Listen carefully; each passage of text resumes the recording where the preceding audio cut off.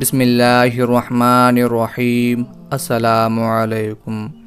نواسۂ رسول حضرت امام عالی مقام کی شہادت کے بعد آپ کی لاش مبارک کو گھوڑوں کی ٹاپوں سے روندنے کے بعد یزیدی لٹیروں نے اہل بیت کا کل سامان چھین لیا۔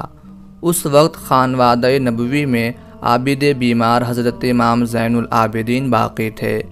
جس وقت شمر کی نظر ان پر پڑی، اپنے سپاہیوں سے کہا، اس کو کیوں باقی رکھا، اس کو بھی قتل کر دو۔ ایک شخص حمید بن مسلم کے دل میں اللہ تعالیٰ نے رحم ڈال دیا۔ اس نے کہا، سبحان اللہ، یہ بیمار اور کمسن ہے، اس کو قتل مت کرو۔ اس کے بعد عمر بن سعد نے تمام شہداء کے سر کاٹنے کا حکم دیا، اور شمر ذی الجوشن، قیس بن اشعث، عمر بن حجاج اور عروہ بن قیس کے ہاتھ یہ سر حضرت امام عالی مقام کے سر کے ساتھ ابن زیاد کے پاس بھجوا دیے۔ نواسۂ رسول صلی اللہ علیہ وآلہ وسلم اہل بیت اور اصحاب کے سر مبارک نیزوں پر ہیں۔ امام طبری روایت کرتے ہیں کہ ابن سعد نے خولی بن یزید کے ہاتھ امام عالی مقام کا سر اقدس ابن زیاد کے دربار بھیجا۔ جس راہ سے یہ بدنہاد یزیدی سفر کر رہے تھے، اسی راہ میں خولی بن یزید کا گھر تھا۔ جب خولی بن یزید اپنے مکان میں پہنچا تو ایک رات کے لیے اپنے مکان میں ٹھہر گیا۔ امام عالی مقام کے سر مبارک کو لے جا کر گھر کے تنور میں رکھ دیا اور اپنی بیوی کے پوچھنے پر جواب دیا کہ ایک شخص یزید کا مخالف ہو گیا تھا، اس کے مقابلے کے لیے گیا تھا، یہ اسی کا سر ہے۔ خولی کی بیوی ایک عابدہ و صالحہ خاتون تھیں۔ رات کو تہجد کے لیے اٹھیں تو دیکھا کہ تنور سے تیز قسم کی روشنی نکل رہی ہے۔ سوچنے لگیں کہ تنور میں آگ کی ایک چنگاری بھی نہ تھی، پھر یہ روشنی کہاں سے آئی؟ ابھی حیرت و تعجب کی یہ کیفیت ختم بھی نہ ہوئی تھی کہ دیکھا چند مقدس بیویاں آئیں اور تنور سے ایک سر نکالا۔ خولی کی بیوی نے غور سے دیکھا تو وہ نورانی شعاعیں اسی سر انور سے نکل رہی تھیں۔ ان آنے والی مقدس خواتین نے سر پاک کو مشک و گلاب سے غسل دیا، اور بڑی شفقت و محبت کے ساتھ ایک خاتون محترم نے سر کو اپنے سینے سے لگا لیا اور آنکھوں سے آنسوؤں کی دھار پھوٹ پڑی۔ اس کے بعد فرمایا، اے میرے لخت جگر، اے میرے شہید مظلوم، حق تعالی بروز محشر تیرے خون ناحق کا انصاف فرمائے گا، اور میرے ہاتھوں سے اس وقت تک عرش رب کا کنگرا نہ چھوٹے گا جب تک میں تیرا پورا خون بہا نہ لے لوں گی۔ کچھ دیر کے بعد وہ محترم خواتین سر مبارک کو تنور میں رکھ کر واپس چلی گئیں، اور سر مبارک کی وہ نورانی شعاعیں بھی ختم ہو گئیں۔ یہ منظر دیکھنے کے بعد خولی کی بیوی فوراً اٹھیں اور تنور سے سر انور کو باہر نکال کر غور سے دیکھنے لگیں۔ چونکہ بارہا امام عالی مقام کی زیارت کا شرف حاصل کر چکی تھیں، پہچان لیا کہ یہ تو جگر گوشہ فاطمہ زہرا کا سر مبارک ہے۔ ایک چیخ ماری اور بے ہوش ہو کر گر پڑیں، اور بے ہوشی کے عالم میں دیکھتی کیا ہیں کہ چند بزرگ تشریف لائے ہیں اور فرماتے ہیں کہ اے عفیفہ ہراساں نہ ہو، جرم تیرے شوہر نے کیا ہے، باز پرس اس سے ہوگی، تو اس سے بری ہے۔ خولی کی بیوی نے پوچھا کہ ابھی جو خواتین محترم آئی تھیں وہ کون ہیں؟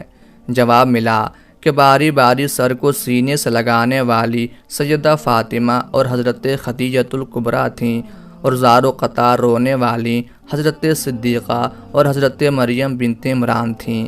اس کے بعد ہی فوراً خولی کی بیوی کو ہوش آ گیا۔ سر اقدس کو انتہائی تعظیم و تکریم سے ایک بلند مقام پر رکھ کر اپنے شوہر کو جگایا اور کہا کہ اے سیاہ بدبخت، تو نے تو کہا تھا کہ یزید کے ایک باغی کے مقابلہ کے لیے گیا تھا، یہ اسی کا سر ہے۔ صاف کیوں نہ کہہ دیا کہ اپنی شقاوت ازلی کی وجہ سے جگر گوشہ رسول کے مقابل میں گیا تھا، اور یہ انہی کا سر ہے۔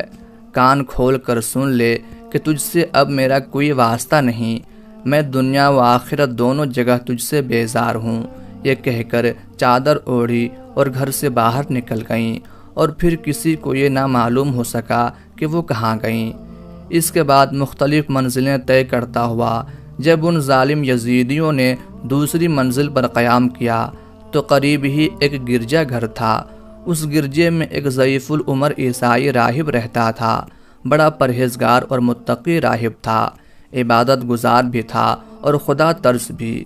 اسے جب معلوم ہوا کہ قافلے والے اپنے پیغمبر صلی اللہ علیہ وآلہ وسلم کے نواسے اور اس کے اصحاب کو قتل کرنے کے بعد ان کا سر لے کر یزید کے پاس جا رہے ہیں، تو اس نے قافلے کے یزیدی امیر سے کہا کہ میں تمہیں 10,000 دینار دوں گا، شرط صرف یہ ہے کہ آج کی رات تمہارے پیغمبر کے نواسے کا سر میرے پاس رہے گا، اس کے لیے تم پڑاؤ ہمارے پاس کرو، تمہارے خدمت بھی کروں گا اور تمہیں عزت کے ساتھ روانہ بھی کروں گا۔ یزیدی امیر دنیا دار شخص تھا، حرص دنیا کا طالب۔ اس نے راہب کی شرائط مان لیں اور امام عالی مقام کا سر انور اس راہب کے حوالے کر دیا۔ راہب امام عالی مقام کا سر انور لے کر اندر چلا گیا۔ راہب نے نیزے پر سے سر انور کو اتارا اور اس کو خوشبودار پانی سے دھویا، اسے صاف کیا اور خوشبو لگائی، خوبصورت غلاف میں رکھا اور اس کے پاس بیٹھ گیا۔ رات بھر چہرہ امام عالی مقام کی زیارت میں مصروف رہا۔ وہ راہب بیان کرتا ہے کہ حضرت امام حسین کا سر انور پڑا ہے اور اس سر سے نوری شعاعیں اٹھ کر عرش معلیٰ تک جا رہی ہیں، نور کا حالہ سر اقدس کا طواف کر رہا ہے۔ جب اس نے یہ کیفیت دیکھی تو ساری رات قتل حسین پر آنسو بہاتا رہا۔ امام حسین کے احترام اور توقیر کا اسے یہ صلہ ملا کہ صبح جب باہر نکلا، رحمت خداوندی نے اسے اپنی آغوش میں لے لیا۔ اس نے کلمہ پڑھا اور دائرہ اسلام میں داخل ہو گیا۔ ایک طرف وہ شقی القلب ابن سعد کے سپاہی تھے کہ بے ادبی کا ارتکاب کر کے دولت ایمان سے محروم ہو گئے، اور ایک یہ راہب تھا کہ امام عالی مقام کے سر انور کی عزت کرنے کے صدقے میں اس کا دامن ایمان کی نعمت سے بھر دیا گیا۔